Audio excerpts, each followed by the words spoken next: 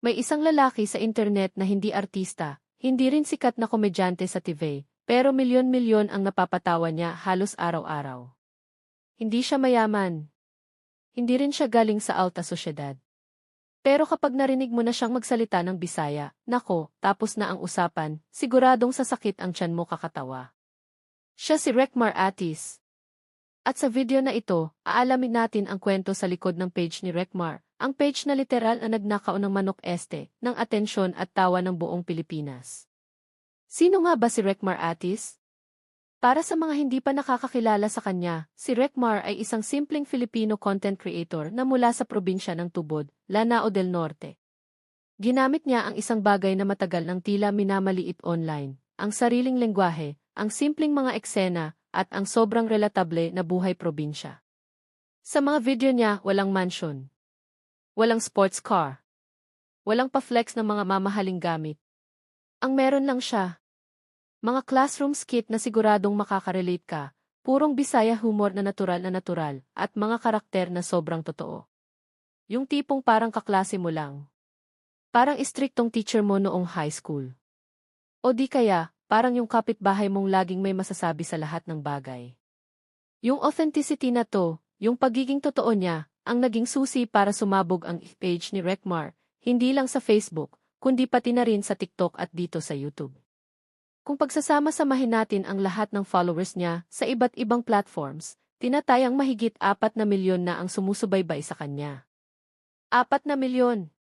At ang pinaka-nakakatuwa sa lahat, walang pilit sa mga content niya. Walang arte. Walang yabang, purong Bisaya humor lang na diretsong tumatama sa funny bone ng mga Pinoy, Bisaya ka man o hindi. At syempre, paano natin makakalimutan ang karakter na nagpasikat sa kanya? Ang iconic na Chicken Snatcher. Para sa mga hindi pa nakakaalam, linawin lang natin, si Rekmar ay hindi totoong magnanakaw ng manok ha. Ang Chicken Snatcher ay isang karakter lamang, isang satire na sobrang nakakatawa, sobrang eksaherado, at sobrang tumatak sa isipan ng mga netizen.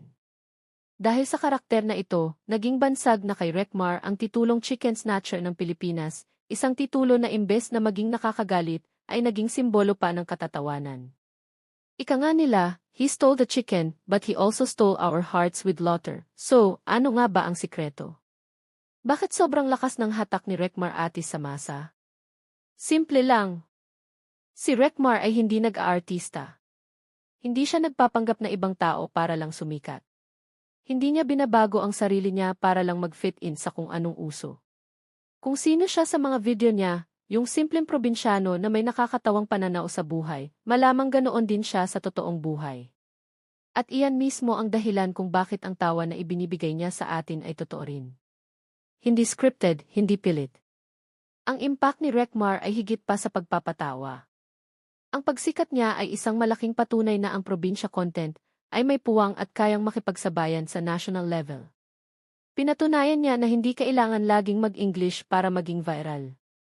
Hindi kailangang taga Maynila para makilala at hangaan sa buong bansa, at higit sa lahat, hindi kailangang magpakasosyal o magpanggap na mayaman para respetuhin ka ng mga tao. Minsan, sapat na ang totoong kwento, totoong pagkatao, at totoong tawa para kumonekta sa milyon-milyong Pilipino. Kaya sa huli, hindi niya talaga ninakaw ang manok. Pero ang sigurado, ninakaw niya ang puso at atensyon ng mga netizen. Hindi siya isang mainstream na artista.